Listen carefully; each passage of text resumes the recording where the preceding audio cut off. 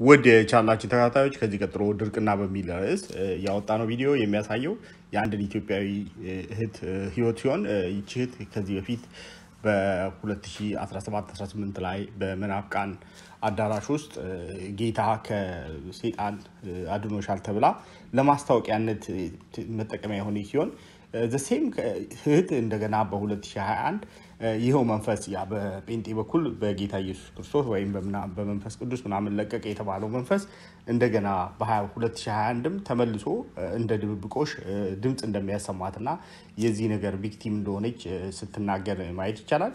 የዚህ ቪዲዮ ዓላማ ይህንን በሪሊጂንን እንደማስከ መጠቀም በጴንጤ በኩል ኢየሱስ ነኝ ወይም በየጸበሉ ለቀቁ ምናምን በመንፈስ ይያለ በኢትዮጵያኖችን እንደገና በኋላ ደግሞ ተመልሶ ህይወታቸውን የሚያስቸግር በዌስተርን ዓለም ስታቦን አታቺንግ ስፒሪት ተብሎ የሚታወቅ ሰዎች ላይ ሪሊጂን እንደማስካርጎ የሚጣበቅ መንፈስ የሚያደርገውን ቲያትር ለማሳየት የታስቦ የተለቀቀ ቪዲዮ ነው።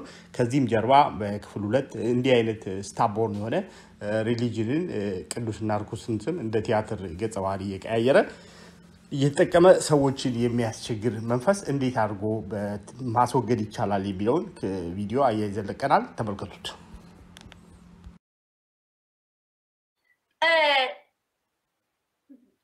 ምን ሰማው? ድምጽ ሰማለሁ እግዚአብሔር የሚናገረኝን ድምጽ ሰማለሁ ፕላስ አጋንንት የሚናገረኝን ድምጽ ሰማለሁ። ያ ደግሞ በጣም አደገኛ ነው። አንድ ልጅ ምን አለችኝ እዚህ ጋር ኮሜንት ስታደርግ ከሁለቱም ስላለሽ ከዓለምም ከመንፈሳዊም ስላለሽ ላንቺ መጥፎ ነው ብላ ቴክስ አርጋልኝ ነበር እና she's right ልንገራችሁ she's right። አሁን እናቴ ቀልድ አላቅም በቃ ራሴን ማለት ነው ከዓለም አውጥቼ በቃ እግዚአብሔር ክርስቶስ ጋር ለመጣበቅ የግድ ወስኛለሁ። ምክንያቱም አለንጋው በዛብኝ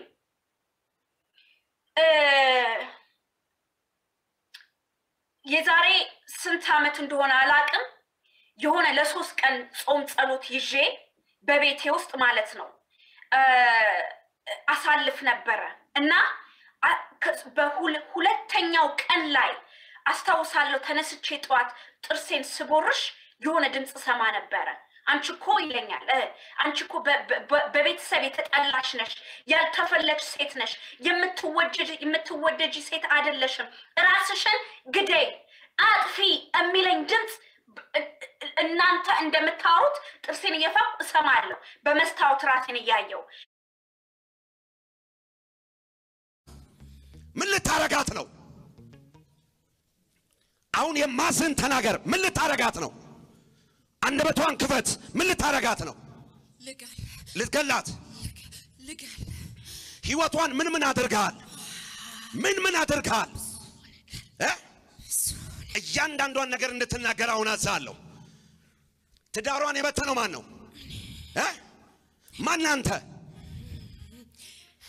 ማናንተ ተናገር።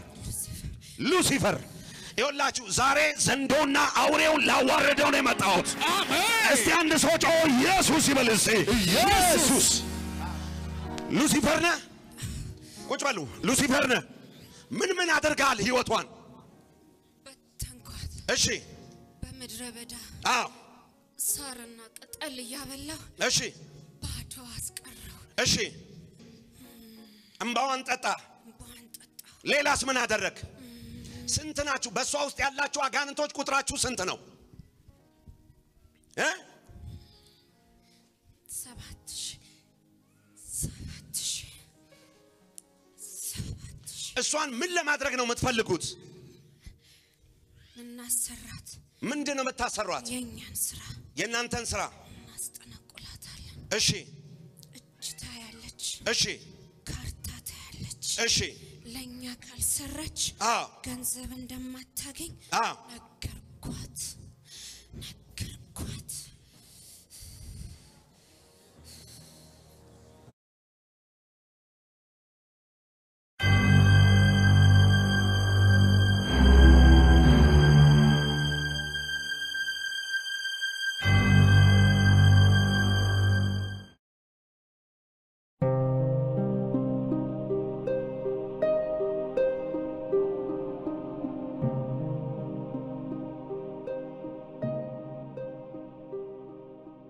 Attached entities are the disembodied spirits of people who have died and not found a way to move on. They are like a ghost who has taken up residence in your home. What separates an attached entity from its closely related cousin, a ghost, is that the attached entity take their interaction with us one step further. They single out an individual to haunt and then penetrate their auric field. The aura is the electromagnetic field around the body. It is our personal space. It can be likened to a border that marks where we end and another begins. It is what energetically separates us from others and supports our ability to remain clear about who we are, what we think, and how we feel. When an entity repeatedly penetrates our aura, it is classified as being attached. Angels, spirit guides, and ghosts do not enter the auric field. Even if a ghostly presence is mean, vindictive, and spiteful, he or she still honors us in our personal space. Attached entities, on the other hand, seem unconcerned with our boundaries and can routinely and regularly enter our energy field. All attached entities are parasites. Their vibration is low. They are typically ego-driven, emotionally negative, and out for themselves. Their motives can be summarized into two words: control and manipulation. Their endeavor is to create a symbiotic relationship with us, with the cards stacked in their favor. When an entity is in our auric field, we experience their thoughts, feelings, and emotions as if they were our own. The sufferer often assumes that they are responsible for creating the ongoing patterns of negative thoughts and undesired emotional responses. They are left believing, "This is who I am." Dealing with an attached entity can be like interacting with the power and influence of religious, social, or political cults. The beliefs elicited by a cult may seem wonderful at first, but the reality is all they want from you is your obedience. They endear themselves to you by telling you how happy or successful you will be if you follow their guidance. Once their hold over you is complete, they will use coercion, guilt, character assassination, and even intimidation to keep you from leaving their influence. They will hide the truth of who they really are and what they actually want. They will only make their hidden agenda known when they think you are ready. Entities do the same thing. They will lull you in with their promise of a better life, protection, strength, and security. Once inside and firmly attached, the game changes. What was once promised goes by the wayside. The good, positive, and uplifting thoughts they once provided change to negative ones. These negative tapes can keep playing over again in our minds, keeping us in an altered emotional space. The deeper, darker, and lower you go, and the longer they can keep you in this emotional place, the happier they are. Relief can only be experienced if we move the entity out of our space and reestablish our connection with ourselves. What many do not realize is the fact that entities, like a cult, attach to us because we open the door and invite them in. In most cases, it's accidental and unintentional on our parts. Entities attach to us for a number of different reasons. The most common and long-standing of these relationships occur between an entity and a child, especially with children who were sexually molested or experienced long-term physical or emotional abuse. It is common for these children to feel alone and abandoned by those who are supposed to take care of them, protect them, and defend them. In their hurt, pain, and solitude, they call out for someone to help. They project a wave of emotional energy into the universe like an SOS or a beacon of light. They ask, hope, and pray for someone to come and save them. The depth and strength of emotional energy they project is so intense, their wishes do get answered. By whom? By the entity, of course. The child, as a way of coping with the dysfunctional situation, disassociates from his or her body. This leaves room for the entity to step in. As the entity exerts its control, in a weird way, the child receives a reprieve from the painful circumstances they are experiencing. They might take on a "I don't care" or "you can't hurt me" attitude. This helps the child create a boundary around the tender and gentler parts being violated. They may totally disassociate from their bodies, leaving the entity fully in charge. This can cause the child to move forward in life without any memories of the offending behaviors they experienced. In the beginning, the entity may have helped the child cope with what was going on around them. As the child grows and matures, the reactions offered by the entity to a potential threat may no longer serve them. They may begin to see their overstated response to a situation as being inappropriate and may want to embrace a new way of interacting with the world. Thus comes the rub. Attached entities, in the majority of occurrences, do not occupy the auric field all the time. Yet in times of trouble, the child, or adult child, call out to their attached entities through their emotional space. It is believed that each emotion carries its own unique vibration or frequency. Entities are able to sense emotional energy. If a specific emotion is experienced by the affected child, such as one that triggered a past hurt, this will open the door for the entity to exert its control over the individual. It is as if we have an internal bat phone with one big button on it, or with a direct dial to our entity. Once the button is pushed, the entity can gain access to the auric field. Once back in our aura, it will begin influencing us again. The individual, in turn, will experience a response that, while it may be out of proportion, will seem familiar, safe, and consistent. Addictions, regardless of the kind, are another common reason why entities attach. Addictions can include drugs, alcohol, sex, gambling, and even interacting with computers. The altered states these behaviors create within the body can be a calling card inviting entities into the auric field. When we are intoxicated, for example, we naturally put down our boundaries and drop our guard. This makes it easy for an entity to enter into our auric field.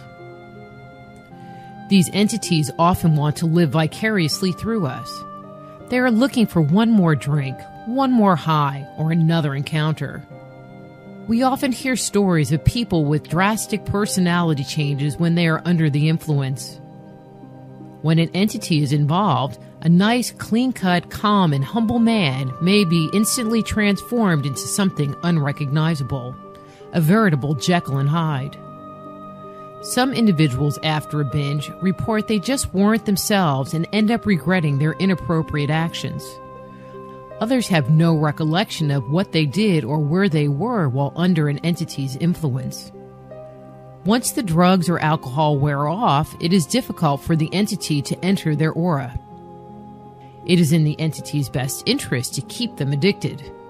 It will work hard at keeping the object of their compulsion on the victim's mind. The individual may think, or perhaps obsess, about their next opportunity to indulge. They are reminded just how good it felt, how their troubles will go away, or how it really doesn't matter anyway. So go ahead, just have a little one for old time's sake. It'll be okay.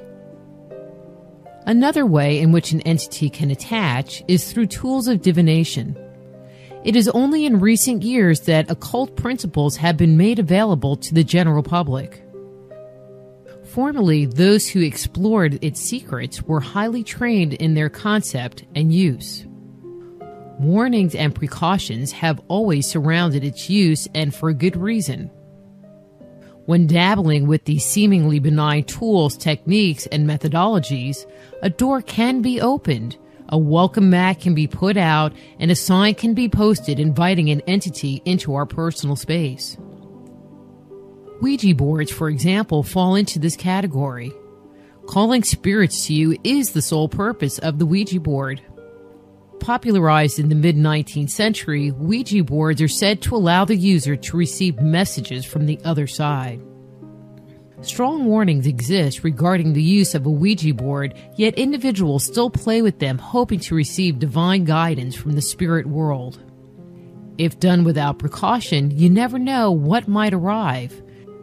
This includes negative entities who have an agenda of their own. The use of techniques such as automatic writing or even just calling in our angels and spirit guides can also leave us vulnerable to an entity attachment.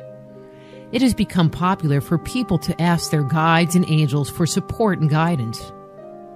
They are not typically specific about who they are summoning. When their guide does appear, they do not evaluate its energy. They are just happy someone has shown up in response to their request. If, however, you call upon your guides when you are scared, depressed, frightened, or sad, you can accidentally attract a negative entity that can ultimately cause more harm than good. Tales of individuals who end up with an entity attachment through this method are essentially all the same. At first, the communications, insights, and advice the individual receives appear divinely inspired. The good feeling the entity provides tricks the individual into trusting it. Mistakenly, they let down their guard and invite the entity in even further. As time goes on, the entity's messages start to change. What was once helpful, uplifting, and useful now become communications that can provoke fear, intimidation, and control. Some, since they believe this communication is coming from a higher source, may act upon the messages they receive without discriminating their pros and cons.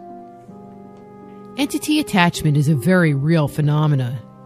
Thankfully, it is possible to break the agreement between the entity and the individual. Sometimes this process is simple.